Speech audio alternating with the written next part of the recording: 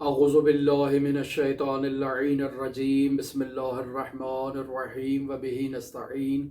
وہو المعین۔ ہماری آپ کے ساتھ آج کی گفتگو کا عنوان رسول خدا صلی اللہ علیہ وآلہ وسلم کے بارے میں یہ کہنا کہ آپ صلی اللہ علیہ وآلہ وسلم تعلیم یافتہ تھے یا تعلیم یافتہ نہیں تھے۔ دوسرے الفاظ میں یوں کہا جائے کہ کیا رسول خدا صلی اللہ علیہ وآلہ وسلم پڑھے لکھے تھے یا ان پڑھ تھے، یا تیسرے الفاظ میں یوں کہا جائے کہ رسول خدا صلی اللہ علیہ وآلہ وسلم کے متعلق اگر یہ نظریہ تسلیم کر لیا جائے کہ آپ صلی اللہ علیہ وآلہ وسلم لکھنا اور پڑھنا نہیں جانتے تھے، تو آپ صلی اللہ علیہ وآلہ وسلم نے اپنے آخری لمحات میں باقاعدہ قلم اور دوات کا مطالبہ کیوں کیا؟ ظاہر ہے آپ لکھنا پڑھنا نہیں جانتے تھے۔ ایسے میں اگر کوئی جو شخص جو لکھنا اور پڑھنا نہیں جانتا ہو، وہ اگر قلم اور دوات کا مطالبہ کرے، وہ بھی اپنی زندگی کے آخری لمحات میں، تو افراد کو شک و شبہ تو پیدا ہوگا۔ اور وہ جملہ جو کہا گیا کہ ان الرجل لا یحجر، وہ اسی تناظر میں تھا کہ رسول خدا صلی اللہ علیہ وآلہ وسلم لکھنا اور پڑھنا نہیں جانتے تھے، لہٰذا جب آپ نے قلم اور دوات کا مطالبہ کیا کہ کچھ چیز تحریر کر دی جائے، تو کہا گیا کہ یہ ہذیان کہہ رہے ہیں کیونکہ انہیں تو لکھنا اور پڑھنا آتا ہی نہیں ہے، اور جب انہیں لکھنا اور پڑھنا نہیں آتا اور ایسے میں یہ قلم اور دوات کا مطالبہ کر رہے ہیں، تو اس کا مطلب ہے کہ یہ ہذیان کہہ رہے ہیں۔ اور جب مشاجرہ ہوا، جھگڑا ہوا اصحاب میں کہ دی جائے یا نہ دی جائے، تو رسول خدا صلی اللہ علیہ وآلہ وسلم نے تکلیف میں آ کر باقاعدہ یہ جملے ارشاد فرمائے کہ قوموا انی، میرے پاس سے اٹھ کے چلے جاؤ، لہٰذا تمام افراد کو باہر نکال دیا گیا۔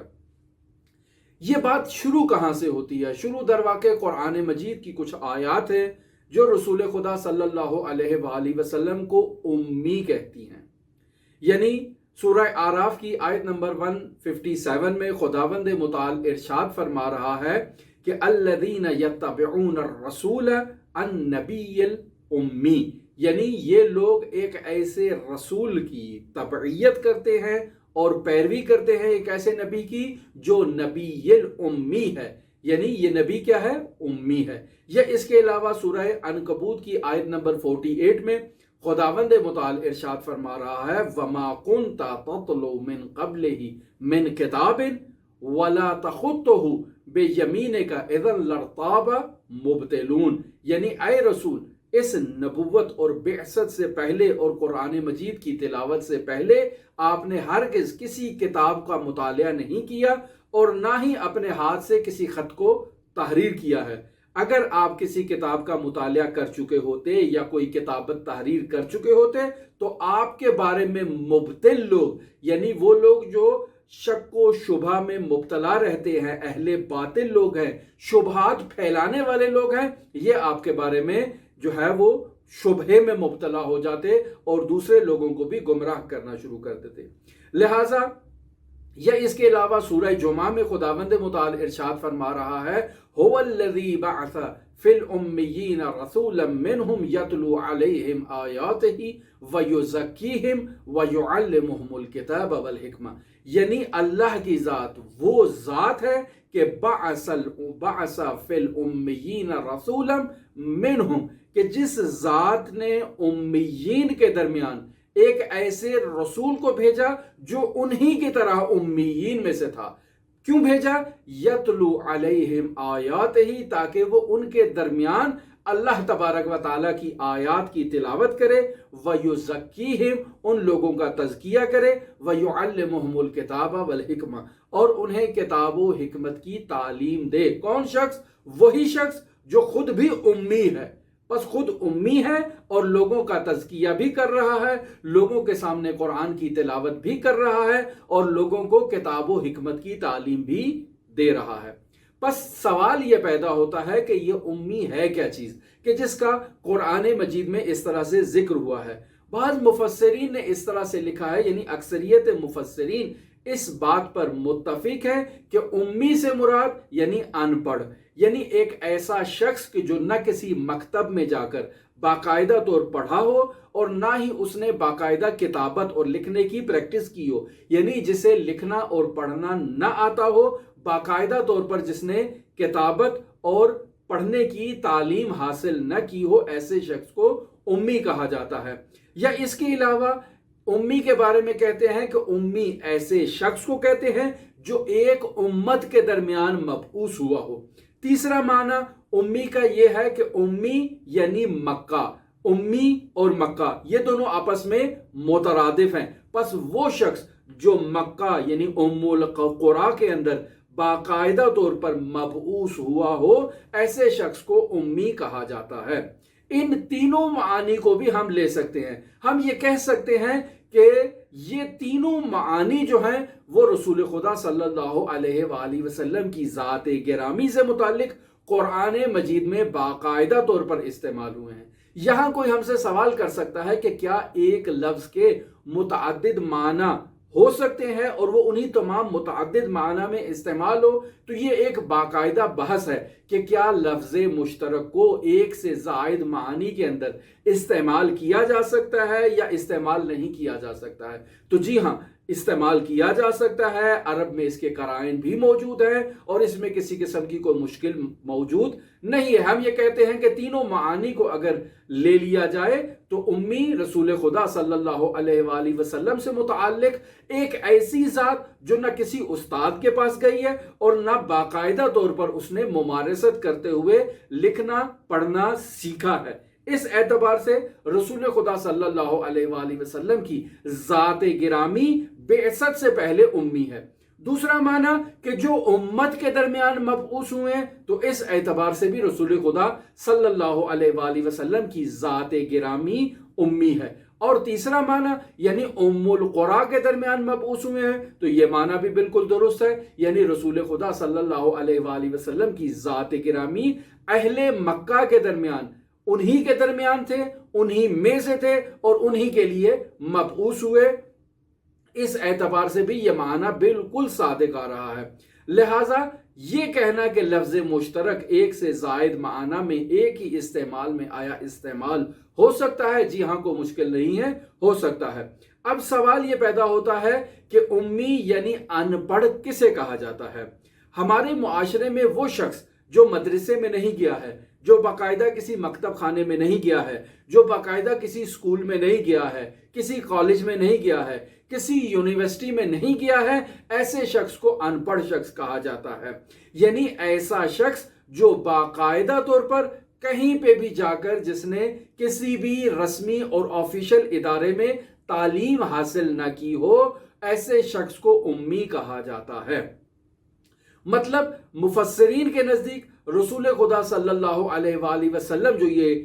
مفسرین جو رسول خدا کے لیے کہہ رہے ہیں کہ یہ کسی مکتب خانے میں نہیں گئے اور باقاعدہ انہوں نے کسی سے لکھنا اور پڑھنا نہیں سیکھا ہے، تو یہ معنی جو معاشرے میں ہمارے بیان کیا جاتا ہے امی سے متعلق، یہ رسول خدا صلی اللہ علیہ وآلہ وسلم کی ذات گرامی پہ بالکل مطابقت رکھتا ہے۔ یعنی آپ باقاعدہ نہ کسی اسکول میں گئے، نہ کسی کالج میں گئے، نہ کسی یونیورسٹی میں گئے، اور نہ ہی اس دور میں ان افراد کے پاس بیٹھ کر آپ نے زانوئے تلمذ ٹیک کیا ہو کہ جو باقاعدہ مکہ میں پڑھے لکھے باسواد افراد کے عنوان سے معروف تھے، لہٰذا آپ نے کسی سے تعلیم حاصل نہیں کی ہے۔ یا ان پڑھ ایک ایسے شخص کو کہا جاتا ہے جو لکھنے اور پڑھنے کی صلاحیت نہ رکھتا ہو۔ یعنی مکتب جانے کی بات کو ہم علیحدہ رکھ دیتے ہیں، اسکول، کالج، یونیورسٹی، ان سب کو نظر انداز کرتے ہوئے ہم یہ کہتے ہیں کہ ان پڑھ ایک ایسے شخص کو کہا جاتا ہے جو نہ کسی کتاب کو پڑھ سکتا ہو اور نہ ہی کوئی عبارت تحریر کر سکتا ہو۔ تو اس اعتبار سے بھی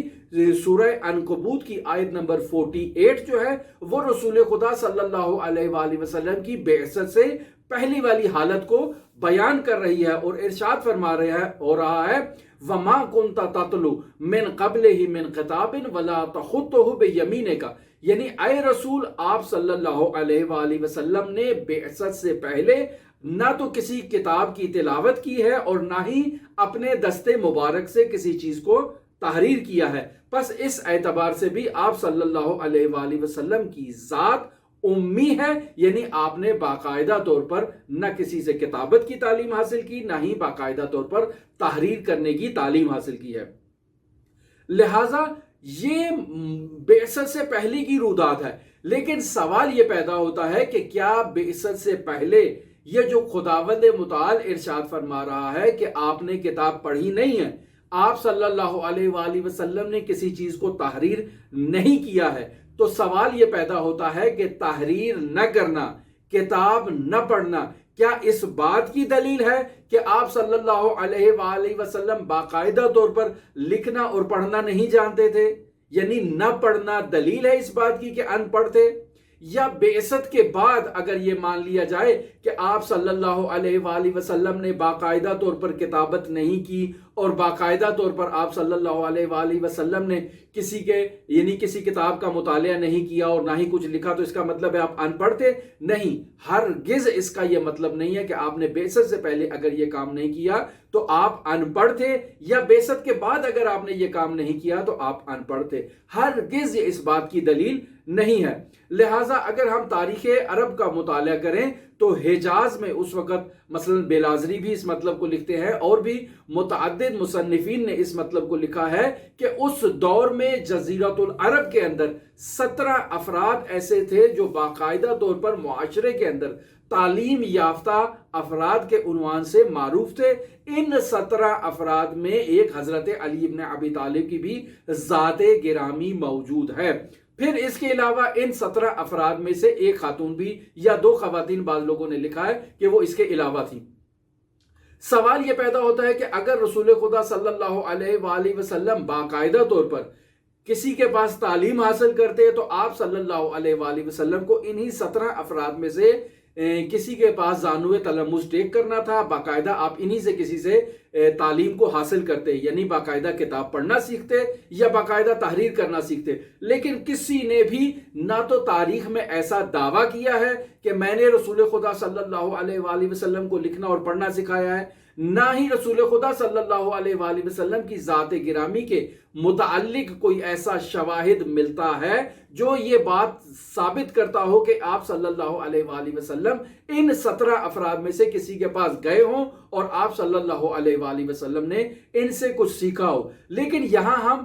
نتیجے کے طور پر اس مطلب کو اس طرح سے بیان کرتے ہیں کہ رسول خدا صلی اللہ علیہ وآلہ وسلم باقاعدہ طور پر کسی مکتب میں نہیں گئے، باقاعدہ طور پر آپ صلی اللہ علیہ وآلہ وسلم کی ذات گرامی نے ان 17 افراد سے نہ تو پڑھنا سیکھا ہے، نہ ہی آپ صلی اللہ علیہ وآلہ وسلم نے ان افراد سے لکھنا سیکھا ہے۔ دوسرا مطلب جو اس نتیجے کے طور پر ہم پیش کر سکتے ہیں وہ یہ ہے کہ کوئی بھی ایسی معتبر دلیل ہمارے پاس موجود نہیں ہے جس کے مطابق یہ بات ثابت ہوتی ہو کہ رسول خدا صلی اللہ علیہ وآلہ وسلم نے بعثت سے پہلے یا بعثت کے بعد عملی طور پر کوئی چیز لکھی ہو۔ یعنی درست ہے، شواہد موجود ہیں، لیکن ان شواہد پر بعض علماء نے اعتراض کیے ہیں اور ان شواہد کو رد کیا ہے۔ لیکن اگر ہم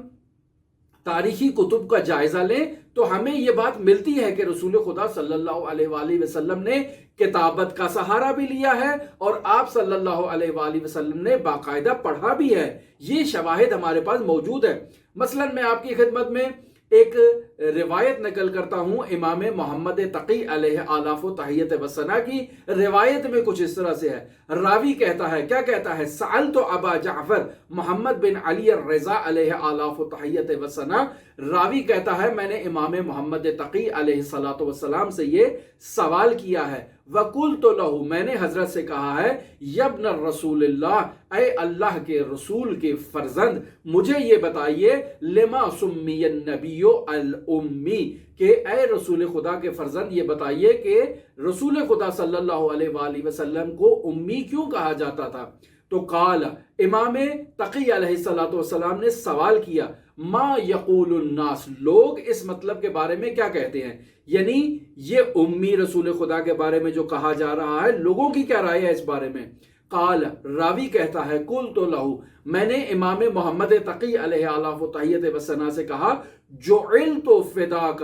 میری جان آپ پر قربان جائے، یزعمون، لوگ یہ گمان کرتے ہیں کہ انما سمی الامی، رسول خدا صلی اللہ علیہ وآلہ وسلم کو امی اس وجہ سے کہا جاتا ہے لِأَنَّهُ لَمْ يَكْتُبْ، چونکہ آپ صلی اللہ علیہ وآلہ وسلم نے کسی چیز کو کتابت میں نہیں لے کر آئے، لہٰذا آپ صلی اللہ علیہ وآلہ وسلم کی ذات گرامی امی تھی۔ فقال، امام محمد تقی علیہ آلاف و تحیت وسنا ارشاد فرما رہے ہیں قذبوا، یعنی ان لوگوں نے جھوٹ بولا ہے، قذبوا علیہم لعنت اللہ، یعنی یہ لوگ جھوٹ بولتے ہیں، ان پر اللہ تبارک و تعالیٰ کی ذات کی طرف سے لعنت ہو۔ انی یکون ذالک واللہ تبارک و تعالی یقول فی محکم کتابہ، یعنی وہ یہ بات کیسے کہتے ہیں کہ رسول خدا صلی اللہ علیہ وآلہ وسلم کی ذات امی ہے؟ کیا انہوں نے سورہ جمعہ میں خداوند متعال کا یہ قول نہیں پڑھا ہے کہ خداوند متعال ارشاد فرما رہا ہے هو الذی بعث فی الامیین رسولا منہم یتلو علیہم آیاتہ ویزکیہم ویعلمہم الکتاب والحکمہ، کہ اللہ کی ذات وہ ذات ہے جس نے اپنے رسول کو امیین میں یعنی ام القریٰ کے رہنے والوں میں بھیجا، جیسے کہ ہم نے وہ 3 معنی کی ہیں، یعنی ام القریٰ کے رہنے والوں کے درمیان بھیجا، جس نے اپنے رسول کو امت کے درمیان مبعوث کیا، جس نے اپنے رسول کو ایسے لوگوں کے درمیان مبعوث کیا جو لکھنا اور پڑھنا نہیں جانتے تھے، اور آپ بھی انہی افراد میں تھے، یعنی لکھنا اور پڑھنا باقاعدہ طور پر آپ نہیں جانتے تھے، لیکن رسول خدا صلی اللہ علیہ وآلہ وسلم کو جب خدا نے مبعوث کیا تو اس بعثت کا لازمہ یہ ہے کہ خداوند متعال نے آپ کو شرح صدر عطا فرمائی اور آپ کے اندر آپ کے وجود میں علم کے خزانوں کو داخل کر دیا۔ تو ایسی صورت میں آپ صلی اللہ علیہ وآلہ وسلم کی ذات گرامی یتلو علیہم آیات، ان لوگوں کے لیے باقاعدہ آیات الہی کی تلاوت کیا کرتی تھی۔ تو اس کا مطلب ہے کہ آیات کو جانتی تھی تو تلاوت کرتی تھی نا۔ بعض لوگوں نے یہاں پر یہ جملہ بھی لکھا ہے کہ آیات کو باقاعدہ صحف سے پڑھ کے رسول خدا صلی اللہ علیہ وآلہ وسلم باقاعدہ لوگوں کے لیے تلاوت کیا کرتے تھے، لیکن بعض لوگوں نے اس چیز کو نقد کیا ہے کہ نہیں، ضروری نہیں ہے کہ تلاوت صرف صحف سے کی جائے بلکہ حفظ سے بھی کی جا سکتی ہے۔ رسول خدا صلی اللہ علیہ وآلہ وسلم اپنے مافِ ضمیر یعنی حفظ سے لوگوں کے سامنے قرآن مجید کی تلاوت کیا کرتے تھے، لیکن اس کے بعد خداوند متعال فرما رہا ہے وَيُزَكِّيهِمْ، یہ رسول ان کا تزکیہ بھی کرے گا، اور پھر تزکیے کے بعد خداوند متعال فرما رہا ہے وَيُعَلِّمُهُمُ الْكِتَابَ وَالْحِكْمَةَ، یہ رسول انہیں کتاب اور حکمت کی تعلیم بھی دے گا۔ تو یہاں پر امام محمد تقی علیہ آلاف و تحیت وسنا اس حدیث میں اس آیت کے ذیل سے یعنی وَيُعَلِّمُهُمُ الْكِتَابَ وَالْحِكْمَةَ کا سہارا لیتے ہوئے ارشاد فرما رہے ہیں كَيْفَ كَانَ يُعَلِّمُهُمْ مَا لَا يُحْسِنُ، یعنی جو خود نہیں پڑھا لکھا وہ کیسے دوسروں کو تعلیم دے سکتا ہے۔ پس اس کا مطلب یہ ہے کہ بعثت سے پہلے آپ صلی اللہ علیہ وآلہ وسلم نے مصلحت الہی کی خاطر باقاعدہ کسی سے تعلیم حاصل نہیں کی ہے، چونکہ اگر آپ بعثت سے پہلے کسی کتاب کو پڑھتے یا باقاعدہ کسی چیز کو تحریر کرتے تو اس کا نتیجہ یہ نکلتا کہ لوگ آپ کے بارے میں شک و گمان اور وہمہ گوئی میں مبتلا ہو جاتے۔ آپ صلی اللہ علیہ وآلہ وسلم کی ذات نے اس سے پہلے نہ کتاب پڑھی نہ آپ نے تحریر کیا، لیکن جو ہی آپ صلی اللہ علیہ وآلہ وسلم کی ذات مبعوث ہو گئی، خداوند متعال نے آپ کے وجود اطہر میں تمام علم کے خزانے جو ہے وہ انڈیل دیے، اور آپ صلی اللہ علیہ وآلہ وسلم عالم ما کان ما یکون ما ہوا قائن کے عالم ہو گئے۔ آپ صلی اللہ علیہ وآلہ وسلم بغیر کسی مکتب میں گئے، بغیر کسی استاد کے آگے زانو تلمذ کیے ہوئے خود حضرت حق تبارک و تعالیٰ کی ذات سے عالم ہو گئے۔ لہٰذا کیف کان یعلمہم ما لا یحسن، جو شخص خود نہیں جانتا وہ کیسے کسی دوسرے کو تعلیم دے سکتا ہے۔ واللہ لقد کان رسول اللہ یقرأ و یکتب، امام محمد تقی اسی حدیث کے ذیل میں ارشاد فرما رہے ہیں کہ اللہ کی قسم رسول خدا صلی اللہ علیہ وآلہ وسلم کی ذات گرامی پڑھتی بھی تھی اور لکھتے بھی تھے، اور کیا چیز ب72 او ب73 لسانا، یعنی صرف عربی زبان نہیں بلکہ 72 یا 73 زبانیں امام تقی علیہ السلام نے دونوں زبانوں کو ذکر کیا ہے۔ 72 زبانوں میں یا 73 زبانوں میں رسول خدا صلی اللہ علیہ وآلہ وسلم کی ذات لکھتی بھی تھی اور باقاعدہ ان میں پڑھتی بھی تھی، یعنی لکھنا اور پڑھنا دونوں جانتے تھے 72 یا 73 زبانوں میں۔ پھر اس کے بعد امام محمد تقی علیہ آلاف و تحیت و ثنا اسی کے ذیل میں فرما رہے ہیں وَإِنَّمَا سُمِّيَ الْأُمِّي، یعنی رسول خدا صلی اللہ علیہ وآلہ وسلم کو امی کیوں کہا جاتا ہے؟ اس کی وجہ کیا ہے؟ لِأَنَّهُ قَانَ مِنْ أَهْلِ الْمَكَّةِ، چونکہ رسول خدا صلی اللہ علیہ وآلہ وسلم مکہ والوں میں سے تھے، وَمِنْ أَهْلِ الْمَكَّةِ وَالْمَكَّةُ مِنْ أُمَّهَاتِ الْقُرَىٰ، اور مکہ جو ہے وہ ام القریٰ میں سے ہے، لہٰذا رسول خدا چونکہ ام القریٰ کے رہنے والے تھے، اس وجہ سے آپ صلی اللہ علیہ وآلہ وسلم کو امی کہا جاتا ہے۔ ہرگز یہ مطلب نہیں ہے کہ آپ بعثت سے پہلے ان پڑھ تھے یا بعثت کے بعد ان پڑھ تھے، یعنی نہ پڑھنا اور نہ لکھنا اس بات کی دلیل نہیں ہے کہ یہ ان پڑھ ہے، یہ جانتا ہے لیکن اس نے یہ کام نہیں کیا ہے۔ پھر اس کے بعد امام محمد تقی علیہ السلام فرما رہے ہیں وَذَلِكَ قَوْلُ اللَّهِ تَبَارَكَ وَتَعَالَى فِي كِتَابِهِ، اور اللہ تبارک و تعالی نے بھی اپنی کتاب میں اسی مطلب کی طرف اشارہ کیا ہے وَلِتُنذِرَ أُمُّ الْقُرَىٰ وَمَنْ حَوْلَهَا، یعنی تم جو ہے وہ ام القریٰ کو انذار کرو گے اور ام القریٰ کے اطراف میں رہنے والے لوگوں کو انذار کرو گے۔ پس رسول خدا صلی اللہ علیہ وآلہ وسلم کو امی اس وجہ سے کہا جاتا ہے کہ آپ صلی اللہ علیہ وآلہ وسلم کی ذات ام القریٰ میں مبعوث ہوئی اور آپ کا کام یہ تھا کہ ام القریٰ والوں کو انذار کریں اور اطراف ام القریٰ میں جو لوگ رہتے ہیں ان لوگوں کو انذار کریں۔ یہ حدیث محمد بن حسن صفار نے اپنی کتاب بصائر الدرجات فی فضائل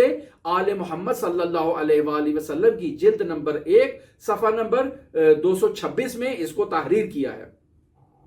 دوسرا مطلب یہاں پر آپ کی خدمت میں نقل کرتا ہوں وہ یہ ہے کہ بلا شبہ ہماری جو ابھی تک کی یہ حدیث ہم نے آپ کی خدمت میں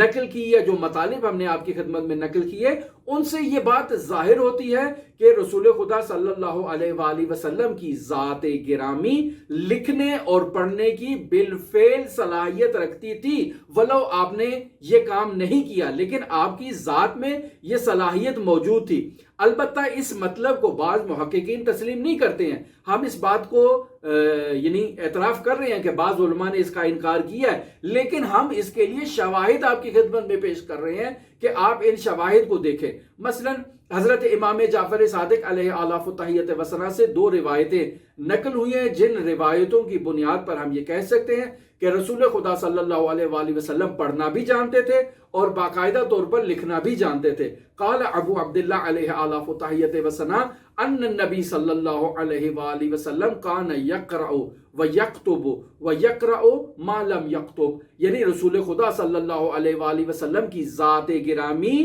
کیا تھی؟ وہ پڑھتی بھی تھی اور تحریر کرنا بھی جانتی تھی، یعنی پڑھنا اور لکھنا دونوں جانتی تھی، اور جس چیز کو آپ صلی اللہ علیہ وآلہ وسلم کی ذات نے خود تحریر نہ کیا ہو اسے بھی آپ صلی اللہ علیہ وآلہ وسلم کی ذات پڑھنا جانتی تھی، یعنی دوسروں کی لکھائی بھی پڑھ سکتے تھے۔ پھر اس کے بعد اگر ہم تاریخی شواہد میں دیکھیں تو صلح حدیبیہ کے مقام پر رسول خدا صلی اللہ علیہ وآلہ وسلم نے حضرت سید الاوصیاء سے باقاعدہ وہ تحریر لی اور اس تحریر میں خود تبدیلی کی۔ مثلا اہل سنت کے بزرگ عالم دین آلوسی اپنی تفسیر کی جلد نمبر 11 صفحہ نمبر 6 میں اس مطلب کو لکھتے ہیں وَالْقُدْرَةُ عَلَى الْقِرَاءَةِ، یعنی پڑھنے پر قدرت کا ہونا فر ہے اس بات کی کہ وہ کتابت بھی کر سکتا ہے، یعنی اگر کوئی شخص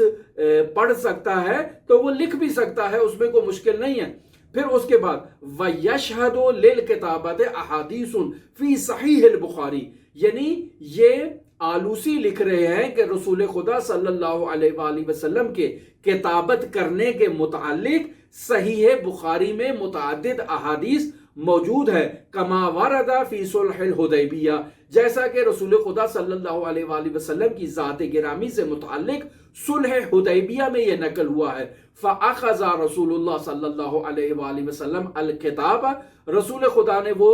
پیمان نامہ، وہ ایگریمنٹ کے کاغذات وصول کیے اور پھر کیا کیا؟ وَلَيْسَ يُحْسِنُ وَيَكْتُبُ فَكَتَبَ هَذَا مَا قَاضِي عَلَيْهِ محمد بن عبداللہ الحدیث، یعنی رسول خدا صلی اللہ علیہ وآلہ وسلم نے حضرت امیر المؤمنین سے وہ تحریر اور وہ پیمان نامہ، وہ ایگریمنٹ وصول کیا اور اس کے اوپر لکھا ھذا ما قاضی علیہ محمد بن عبداللہ، یعنی یہ وہ چیز ہے کہ جس کے اوپر محمد بن عبداللہ باقاعدہ طور پر ایگریمنٹ کر رہے ہیں۔ اس کے علاوہ جو دلیل دی جاتی ہے کہ رسول خدا صلی اللہ علیہ وآلہ وسلم باقاعدہ لکھنا اور پڑھنا جانتے تھے، یہ دلیل ہے کہ آیت میں موجود ہے کہ رسول خدا صلی اللہ علیہ وآلہ وسلم بعثت سے پہلے آپ نے کسی کتاب کو نہیں پڑھا اور نہ ہی کسی چیز کو تحریر کیا، یعنی آیت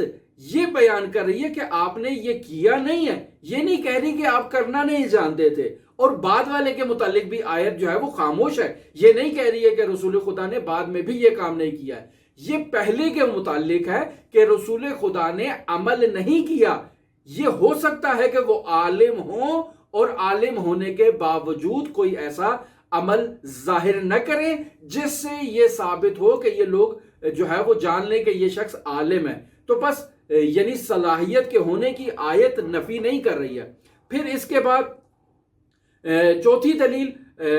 حاکم حسکانی شواہد التنزیل کی جلد نمبر 1 صفحہ نمبر 292 میں تحریر کرتے ہیں، اور اسی طرح عبد الرحمن بن ابی بکر سیوطی الدر منصور میں جلد نمبر 4 صفحہ نمبر 100 میں ابو ہریرہ سے اس روایت کو نقل کرتے ہیں جو وہ رسول خدا صلی اللہ علیہ وآلہ وسلم سے نقل کرتے ہیں۔ وہ روایت کیا ہے؟ رأیت لیلۃ الاسرا، یعنی جب مجھے معراج پر لے جایا گیا تو اس رات میں نے دیکھا الی السماء، یعنی جب مجھے آسمان کی طرف لے جایا گیا تو میں نے دیکھا کہ علی العرش، کہ عرش کے اوپر مکتوباً یہ بات لکھی ہوئی تھی کہ لا الہ الا اللہ انا وحدی لا شریک لی ومحمد عبدی ورسولی وایدتہ بعلی، یعنی باقاعدہ عرش کے اوپر یہ عبارت تحریر تھی کہ میں یعنی اللہ کی ذات جو ہے وہ لا الہ الا اللہ وحدہ، میری ذات وحدہ ہے، اکیلی ہے اور کوئی میرا شریک نہیں ہے۔ پھر اس کے بعد وَمُحَمَّدٌ عَبْدِي، اور محمد مصطفیٰ میرے عبد بھی ہیں اور میرے رسول بھی ہیں، وَأَيَّدْتُهُ، اور میں نے اس محمد کی مدد کی ہے بعلی، یعنی علی بن ابی طالب کے ذریعے میں نے ان کی مدد کی ہے۔ پھر اس کے علاوہ دوسری ایک عبارت جو انہی کتابوں میں درج ہے حدیث کے اختلاف سے اور تھوڑے الفاظ کے اختلاف سے، وہاں پر یہ ہے کہ لما اسری بِعِلَى السَّمَاءِ دخلت الجنہ فرعیت فی ساق العرش مکتوبا، یعنی یہاں پر تھوڑا عبارت فرق ہے، یعنی میں جنت کے اندر داخل ہوا تو میں نے ساق عرش پر اس عبارت کو مکتوب دیکھا کہ وہاں لکھا ہوا تھا لا الہ الا اللہ محمد رسول اللہ وایدتہ بعلی، میں نے ان کی مدد کی ہے، نصرت کی ہے علی کے ذریعے سے۔ پھر تیسری عبارت جو ذکر کی گئی ہے روایات میں وہ یہ ہے کہ لما ارج بی رأیت علی ساق العرش مکتوبا، یعنی جب مجھے معراج پر لے جایا گیا تو میں نے وہاں ساق عرش پر مکتوب دیکھا لا الہ الا اللہ محمد رسول اللہ وایدتہ بعلی، یعنی علی کے ذریعے سے ان کی تائید کی گئی ہے۔ تو اب آپ دیکھیں کہ روایت کے الفاظ مختلف ہیں لیکن محتوا یہ ہے کہ ساق عرش پر ایک عبارت لکھی تھی جسے محمد مصطفیٰ صلی اللہ علیہ وآلہ وسلم نے باقاعدہ پڑھا،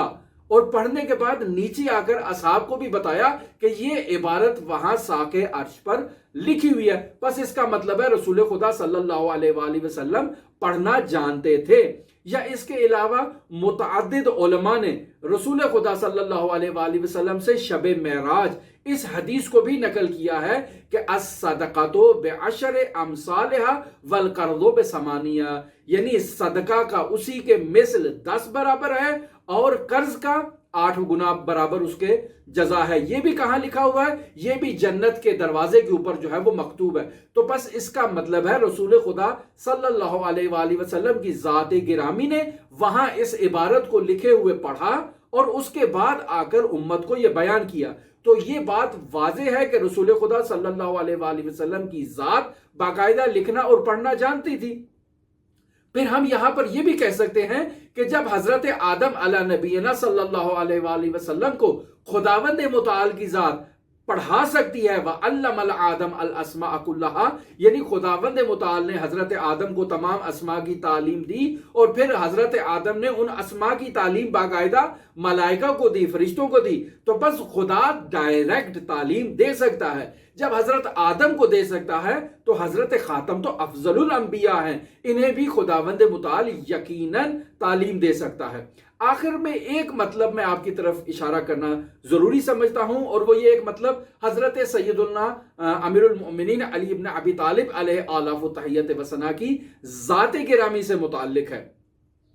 مسلم ہے تاریخی متون میں کہ حضرت علی ابن ابی طالب لکھنا بھی جانتے تھے اور پڑھنا بھی جانتے تھے، یعنی باقاعدہ حضرت سید الاوصیاء علیہ آلاف و تحیت و ثنا کی ذات باقاعدہ کاتب وحی تھے۔ باقاعدہ آپ نے متعدد خطوط لکھے، متعدد ایگریمنٹس لکھے، اور اپنی زمانے خلافت میں بھی آپ نے متعدد خطوط دوسرے لوگوں کو لکھے، اپنے والیوں کے درمیان، گورنرز کے درمیان، اصحاب کے درمیان آپ کی کتابت موجود ہے۔ سوال یہ پیدا ہوتا ہے کہ رسول خدا صلی اللہ علیہ وآلہ وسلم کی ذات گرامی تو کسی استاد کے پاس نہیں گئی، رسول خدا صلی اللہ علیہ وآلہ وسلم کی ذات گرامی نے کسی سے باقاعدہ لکھنے کی پریکٹس نہیں سیکھی ہے، تو علی ابن ابی طالب نے کہاں سے لکھنا اور پڑھنا سیکھ لیا؟ حضرت علی ابن ابی طالب کے بھی معلم سے متعلق تاریخ میں کہیں کچھ ذکر نہیں ہے کہ حضرت علی کو فلاں آدمی نے لکھنا یا پڑھنا سکھایا ہو۔ تو اب خود حضرت سید الاوصیاء کی ذات، حضرت امیر المومنین کی ذات، رسول خدا صلی اللہ علیہ وآلہ وسلم کی ذات اور ان کی آغوش میں پروان چڑھی ہے اور ان سے تربیت حاصل کی ہے۔ تو اگر علی ابن ابی طالب لکھنا اور پڑھنا جانتے ہیں بغیر اس کے کہ وہ کسی استاد کے پاس گئے ہوں، تو یا تو آپ نے حضرت سید الانبیاء محمد مصطفیٰ صلی اللہ علیہ وآلہ وسلم سے لکھنا اور پڑھنا سیکھا ہے، یا باقاعدہ حضرت سید الاوصیاء امیر المومنین کی ذات کو بھی